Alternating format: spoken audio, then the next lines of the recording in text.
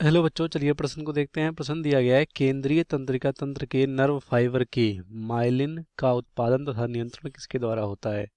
पहला है श्वान कोशिकाएं एवं ओलिगोडेंड्रोसाइड, दूसरा तारा कोशिकाएं एवं श्वान कोशिकाएं, तीसरा है ओलिगोडेंड्रोसाइड एवं अस्थि शोषक, लास्ट में अस्थि शोषक एवं तारा कोशिकाएं। सबसे पहले इस प्रश्न का हम देख लेते हैं मुख्य अवधारणा क्या हो सकता है। मुख्य मुख्य अवधारणा, तो मुख्य अवधारणा में हम यहाँ पर देखेंगे किसके बारे में। मुख्य अवधारणा में देखेंगे यहाँ पर माइलिन शीथ, या सिंपल बोल सकते हैं माइलिन आवरण के बारे में देखेंगे।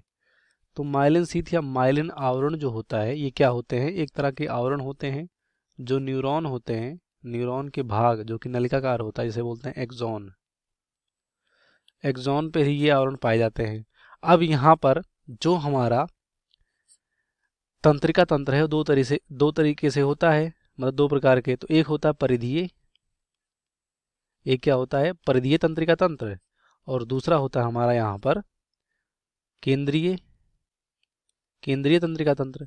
तो जो हमारा यहाँ पर परिधीय होता है, क्या होता है, जो हमारा यहाँ पर परिधीय होता है, परिधीय तंत्रिका तंत्र के जो न्यूरॉन्स होते हैं उनके एक्सॉन पर जो आवरण यहाँ पर बनाया जाता है, यानी माइलिन शीथ बनाया जाता है, वो किसके द्वारा, श्वान कोशिका द्वारा, श्वान कोशिका द्वारा बनाया जाता है। और ये आवरण जो होते हैं ये विद्युत के कुचालक होते हैं और वसा के बने होते हैं। और जो हमारा केंद्रीय तंत्रिका तंत्र है उसमें जो माइलिन का आवरण निर्माण होता है, या माइलिन जो आवरण होता है उसका निर्माण होता है किसके द्वारा, ओलिगो ओलिगो डेंड्रोसाइट।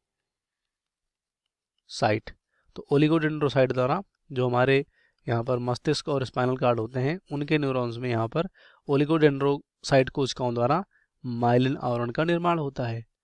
तो हम कह सकते हैं कि केंद्रीय तंत्रिका तंत्र के नर्व फाइबर में जो माइलिन आवरण होता है उसका उत्पादन और नियंत्रण किसके द्वारा होता है, ओलिगोडेंड्रोसाइट द्वारा। तो देखते हैं, पहला श्वान कोशिकाएं ओलिगोडेंड्रोसाइट, तो यही हमारा राइट होगा।